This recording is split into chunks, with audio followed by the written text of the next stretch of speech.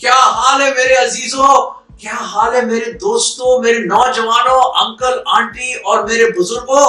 मेरे दोस्तों, मैं बताना चाहता हूं कितनी बढ़िया खबर आई है कि इंडिया ने सिल्वर मेडल जीत लिया है टोक्यो ओलंपिक्स में। पूरा भारत कितना खुश है कि इंडिया जीत गई।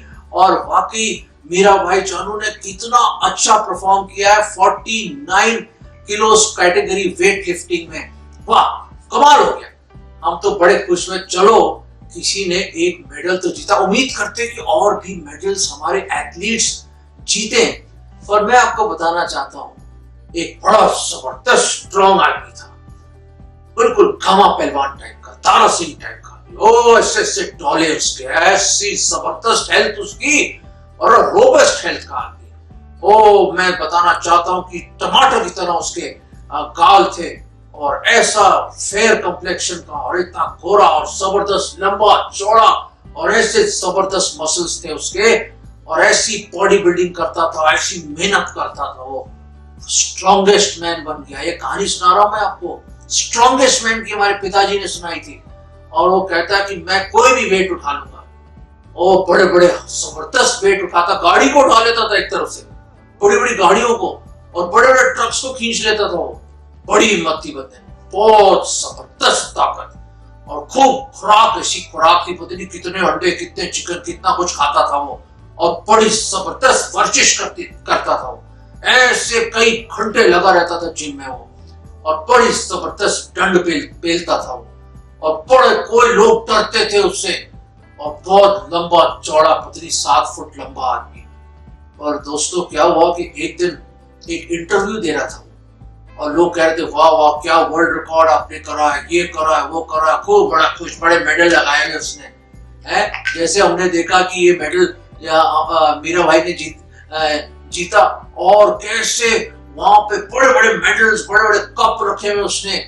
और ये इंटरव्यू करने वाली लेडी ने पूछा उससे, सर आप इतने बड़े, इतने महान, वर्ल्ड स्ट्रॉन्गेस्ट मैन का खिताब, शायद रुस्तुम हिंद टाइप का आदमी हो आप, और मैं आपसे पूछना चाहती हूँ कि क्या आप अपना वेट उठा सकते हैं? अपना वेट? कहता मैंने सोचा नहीं, कोशिश कर लेता हूँ। जरा मोटे दिमाग का था वो, है। तो उसने क्या करा, उसने अपनी खूब पतलून खींचने की कोशिश करी, कभी अपने आप को यूं चिल्लाते मारे, कई तलबाजियां खाई, कभी समरसॉल्ट कर रहा, कभी ये कर रहा, वो कर रहा, कुर्सी पे चढ़ गया वो और खूब अपने आप को छलांगे मार रहा, पर छलांगे मार रहा है। और छलांगे मार मार के परेशान हो गया, थक गया। और जितना अपने आप को ऊंचा करे वहीं का वहीं नीचे आ जाए, फिर ऊंचा करे फिर वहीं का वहीं नीचे आ जाए। मेरे अजीजों और मेरे दोस्तों और मेरे दर्शकों, मैं आपको बताना चाहता हूं, उसने अपनी जान लगा दी पर अपने आप को उठा नहीं सका। बिल्कुल ऐसे ही, बिल्कुल ऐसे ही एक ऐसा वेट है आपके ऊपर जिसकी बदौलत आप अपने आप को उठा नहीं सकते। आप बोले छोड़ो एल्फ्रेड साहब, क्या बोल रहे हैं? अबे हमें पता है ग्रेविटी है ना। अरे साइंस में पढ़ा हमने, स्कूल गए भाई हम पे। अरे कोई चीज ऊपर फेंकिए, न्यूटन साहब ने कहा था वो ऊपर जाएगा तो नीचे आएगा, ग्रेविटी है ना, वो खिंचाव, इस पृथ्वी का खिंचाव। तो पर दोस्तों, मैं आपको बताना चाहता हूँ वो सब ठीक है भाई, पर एक ऐसी चीज है, ऐसा बोझ है आपके ऊपर जिसको आप उठा ही नहीं सकते। और बचपन से लड़कपन और जवानी और शायद बुढ़ापे तक आप उसको लेके चल रहे हैं आप। और शायद ये बोझ आपको बहुत जल्द, कभी ना कभी, 70, 80, 90, 100, मुझे मालूम नहीं, हम तो चाहते हैं आप बहुत जिए, पर कभी ना कभी ये जो बोझ है ना, आपको दबा दबा के आपको कब्र में ले जाएगा या मौत आपको दबोच लेगी। मेरे अजीजों, मैं बताना चाहता हूं, इस बोझ को हम पाप कहते हैं। पाप, सिन। बाइबल बताती है हर एक ने पाप किया है, हर एक उसकी महिमा से घिरा हुआ इंसान, कोई नेक नहीं, कोई धर्मी नहीं। आप बेशक सफेद कपड़े भी क्यों ना पहन ले आप, और बड़ा अच्छा भी अपने आप को दिखा ले, फिर भी मेरे अजीजों, आपका जो हृदय है ना, वो दुष्ट है, ढोंगी है, इसी हृदय से सब प्रकार की बुराइयां निकल के आती है। बाइबल बताती है कि हमारे हृदय के ऊपर जो हमारे पाप है ना, एक लोहे के पेन होता है ना, कलम लोहे के कलम के साथ, और उसकी जो निब है ना, निब आगे का जो पॉइंट है, वो क्या है?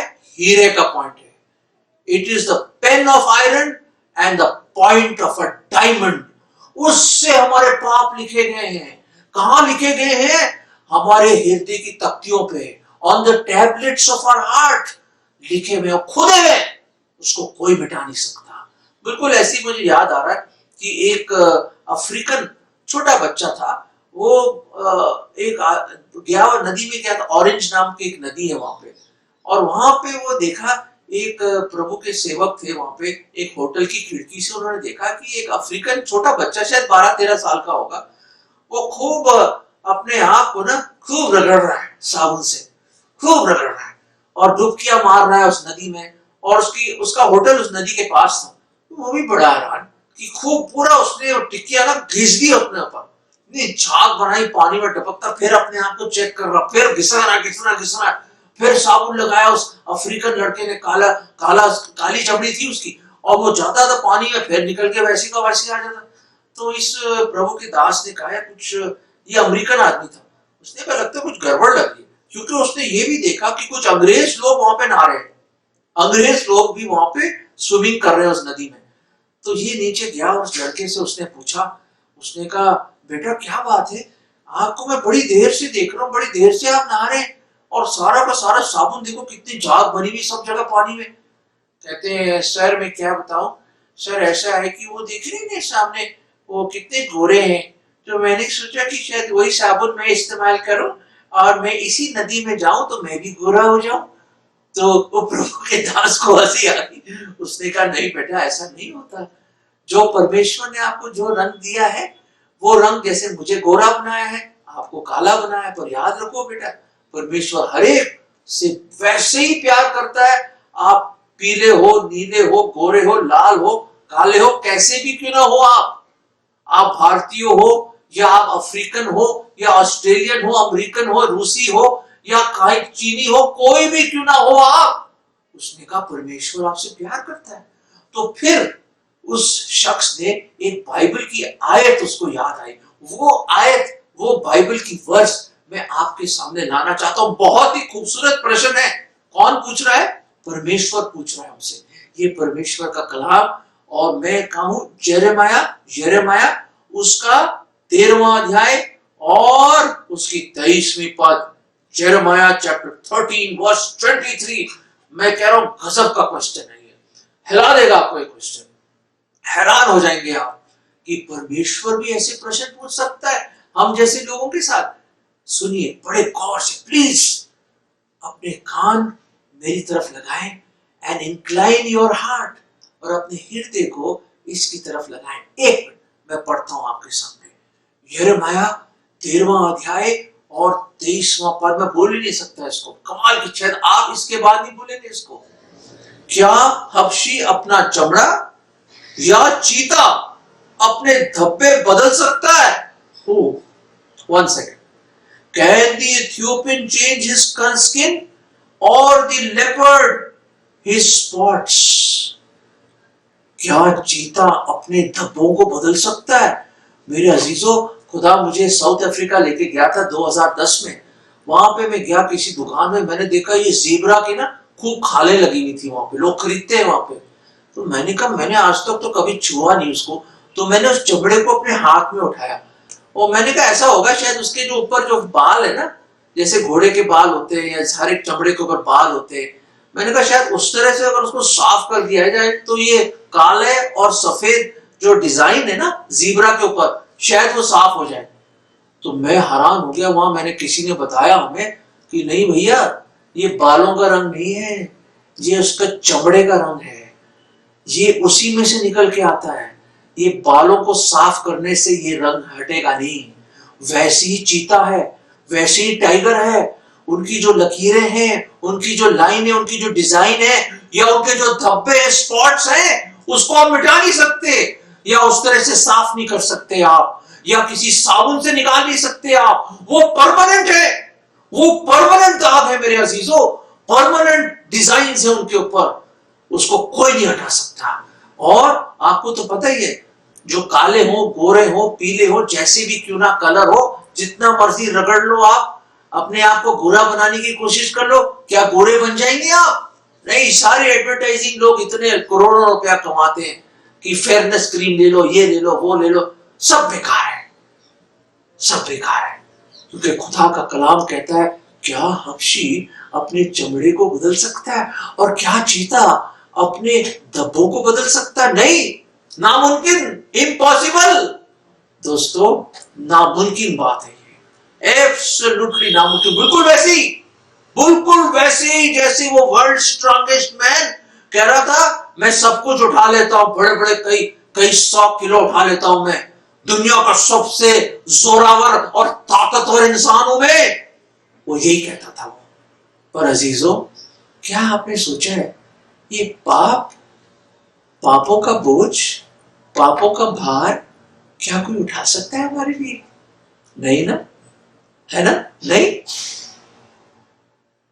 पर एक है मेरे अजीजों, एक है पूरे भूमंडल में, in all of the universe, there is only one who can remove the spots of sin and who can remove the complexion of sin from our lives. एक है जो हमारे उस हृदय के ऊपर जो उस लोहे के पेन और जो हीरे के जो पॉइंट से जो लिखा गया हमारे पापों को, एक ही है जो मिटा सकता है, एक ही है जो हमें बरी कर सकता है, एक ही है who can blot out our transgressions as a cloud. एक ही है मेरे अजीजों, एक, सिर्फ पूरी दुनिया में एक ही है। और वो कौन है? वो परमेश्वर है। परमेश्वर, और उसका नाम क्या है? उसका नाम प्रभु यीशु मसीह है। यीशु का मतलब उद्धार देने वाला, सेवियर, उद्धार करता, और मसीह का मतलब मसा करके भेजा हुआ, द अनॉइंटेड वन। वो आया, Christ the anointed one, Jesus the saviour of the world. वो आया, क्यों आया? To save us from our sins, हमें पापों से बचाने के लिए आया। और वो आया एक मिशन के लिए, इम्पॉसिबल मिशन। कैसा इम्पॉसिबल था? नामुमकिन क्या चीज थी ये? ना हबशी अपनी चमड़ा बदल सकता है, ना चीता अपने धब्बे। और मेरे अजीजों, एक पापी अपने पाप से छुटकारा नहीं पा सकता, एक पापी अपने पापों का बोझ नहीं उठा सकता, एक पापी निजात नहीं पा सकता। जितनी मर्जी डुबकियां लगा लें, जितनी मर्जी आप तीर्थ पे निकल जाए, जितनी मर्जी अपने शरीर को आप कष्ट दे दें, जितनी मर्जी आप मनन कर लें, जितनी मर्जी खराब कर लो आप, जितनी मर्जी गुड वर्क्स कर लो, अच्छे कार्य कर ले, आप कर्म कर लो, जो मर्जी कर लो, दुनिया के हर एक अच्छे धर्म की किताबें पढ़ लो आप, वो सब चीजें आपको बताएंगी, अच्छी बातें बताएंगी। हर एक धर्म आपको अच्छी बातें बताता है, और खुदा का कलाम बताता है जो चीजें मुझे नहीं करनी चाहिए वही मैं करता हूं, और जो नहीं करनी चाहिए वही करता हूं, और जो करनी चाहिए वो नहीं करता मैं। बाइबल में लिखा है। क्यों? क्योंकि हमारे अंदर एक पापी स्वभाव है जो पाप की ओर ज्यादा बजाय धार्मिकता की ओर है। मेरे अजीजों, सोचिए इसके बारे में। जो बुरे विचार, जो बुरी बातें, जो ईर्ष्या, घमंड, जलन, सब तरह की बुराइयां, झूठ, इसी हृदय से निकल के आ रही है। यही है वो ढोंगी चीज, यही है वो पापी हृदय। खुदा का कलाम सच्चा, और परमेश्वर ने जब दुनिया की ओर देखा तो कोई धर्मी, नो वन इज गुड, कोई अच्छाई नहीं करता। हमारे अंदर पाप है मेरे अजीजों, हम पापी हैं। मैं नहीं कह रहा, ये परमेश्वर का वचन कह रहा है। रोमियो 3:23 में लिखा है, और रोमियो 6 में लिखा है, पाप की मजदूरी मृत्यु है। मृत्यु, अनंत काल की मृत्यु। जब हमारा आत्मा हमेशा हमेशा के लिए नरक में फेंकी जाएगी, उसको अनंत काल की मृत्यु कहते हैं। एक तो शारीरिक मृत्यु है, जब ये आत्मा और शरीर जुदा हो जाते हैं। शरीर को आप जला दो, दबा दो, जो मर्जी करना कर लो, दफना दो, पर आत्मा अमर है, याद रखिए। आत्मा को कोई नहीं जला सकता, ना गोली मार सकता, ना दफना सकता है। और एक दिन खुल जाएंगी किताबें, जब भी हिसाब होगा, वो न्याय आएगा। आज वो आपके लिए उद्धार करता है प्रभु यीशु मसीह, एक दिन वो न्याय बन के आने वाला है। मेरे अजीजों, न्याय करने आ रहा है। पर खुदा का लाख लाख लाख लाख शुक्र है कि कल्पना कीजिए ये आप है, कल्पना कीजिए ये आप है और ये प्रभु यीशु मसीह है। कल्पना कीजिए, और ये आपके पाप है। किसके ऊपर? आपके ऊपर। पर याद रखें, 2021 साल पहले खुदावन मुजस्सम हुआ, देहधारी हुआ, इंसान बन के आया, 33.5 साल इस धरती पे रहा, बड़े बड़े आश्चर्य काम करे, और सबसे बढ़कर उसने ये करा, ये जो आपके पाप है आपके ऊपर, प्रभु यीशु मसीह पे डालेंगे। और प्रभु यीशु मसीह ने आपके गुनाहों की सजा सलीब पर, वो मृत्यु, पाप की मजदूरी अपने ऊपर ले ली। वो मारा गया, गाड़ा गया, तीसरे दिन जी उठा। और अगर आज आप उस पर, जो कोई उस पर विश्वास लाएगा, वो नाश नहीं होगा परंतु अनंत जीवन पाएगा। उस बोझ से आप आजाद हो सकते हैं, उस बोझ से आप आजाद हो सकते हैं। वो ही है जिसने आपके पापों का बोझ उठाया, सलीब उठाई, आपके गुनाहों का हर एक सजा उसने अपने ऊपर लिया। जो क्रूस पे कुर्बान है वो मेरा मसीहा है, हर जख्म जो उसका है वो मेरे गुनाह का है। वो आपको निजात देने के लिए, अनंत जीवन देने के लिए, उद्धार देने के लिए वो खुद सलीब पे चढ़ गया। उसने कभी पाप ना किया, ना जाना, ना उसमें कोई पाप था। गुनहगार हम, और सजा उसने अपने ऊपर ली। अगर आज आप उसको ग्रहण करेंगे तो आपके पाप क्षमा हो जाएंगे। दोस्तों, आपके पाप क्षमा हो जाएंगे। मेरे अजीजों, उस अफ्रीकन बच्चे की तरह अपनी कोशिश छोड़ दीजिए। कुछ नहीं हो सकता, कुछ नहीं हो सकता। चीता अपने धब्बों को बदल नहीं सकता, आप अपने पापों को धो नहीं सकते। सिर्फ एक है, उसका लहू हमारे सब अधर्म, सब पापों से हमें शुद्ध करता है। अगर हम अंगीकार करें, उसके सामने आए और उसको मान लें, ग्रहण कर लें, विश्वास कर लें, तो वो हमें विश्वास योग्य है। He's faithful and just to forgive us। वो माफ कर देगा। वेट कर रहा है, वो वेट कर रहा है कि कोई लौट के आ जाए, कोई लौट जाए मेरे पास। एक नजर तो मोड़ लो, मुड़ जाइए आज। क्यों इस गुनाह का बोझ लेके चल रहे हो? उसने कहा, ये मेहनत करने वालों, परिश्रम करने वालों और बोझ से दबे हुए लोगों, मुझ पास आओ, मैं तुम्हें विश्राम दूंगा। वो खुदावंद आपको विश्राम देना चाहता है, अनंत जीवन देना चाहता है, पापों की क्षमा देना चाहता है, स्वर्ग में एक स्थान देना चाहता है, आपका नाम जीवन की पुस्तक में लिखना चाहता है। ओ, इससे बढ़ के क्या हो सकता है मेरे अजीजों? वो आपका स्वर्गीय पिता बन जाएगा। मेरे अजीजों, ये बोझ, ये पापों का बोझ आज मुक्त हो जाओ। उसने सब कुछ करा, वो आपसे बहुत प्यार करता है, बहुत प्यार करता है। उसका प्यार अपरंपार है। मेरे अजीजों, अगर आज परमेश्वर ने आपसे बात करी तो मेरे पीछे एक छोटी सी प्रार्थना आप दोहरा सकते हैं और ये ट्रांसफर हो जाएगा। आप आजाद हो जाएंगे, आप निजात पाएंगे। आइए छोटी सी प्रार्थना करें। प्रभु, ओ मेरे खुदावंद, ओ मेरे यीशु मसीह, मेरे प्रभु, मुझ पापी पर दया करो। मैं सचमुच अपनी ताकत पे कुछ नहीं कर सकता, मैं गुनहगार हूं, पापी हूं। प्रभु जी, मुझ पापी को बचा लो, मेरे दिल में आ जाओ। मैं आज आपको अपना उद्धार करता प्रभु करके ग्रहण करता हूं। प्रभु जी, मेरे पापों से मुझे निजात दे दो, मुझे बचा लो प्रभु। मैं धन्यवाद करता हूं कि मेरे पापों की खातिर आप मारे गए, आपको दफनाया गया, आपने मेरे पापों का बोझ उठाया और मेरी सजा आपने ली। प्रभु जी, आप जी उठे और जीवित ही स्वर्ग में गए, आप दोबारा आ रहे। प्रभु, मुझ पापी को बचा लो प्रभु। मैं आज अपना दिल, अपना जीवन आपको सौंपता हूं और आपको अपना उद्धारकर्ता प्रभु करके ग्रहण करता हूं। ये विश्वास की प्रार्थना मैं प्रभु यीशु मसीह के नाम में मांगता हूं। आमीन। दोस्तों, अब कहां है आपके पाप? प्रभु यीशु मसीह ने चुका दिए। आप आजाद हो गए हो, आप आजाद हो गए, आप आजाद हो गए। मेरे अजीजों, परमेश्वर आपको बहुतायत से आशीष दे, बहुतायत से आशीष दे। God bless you. प्रभु आपको आशीष दे।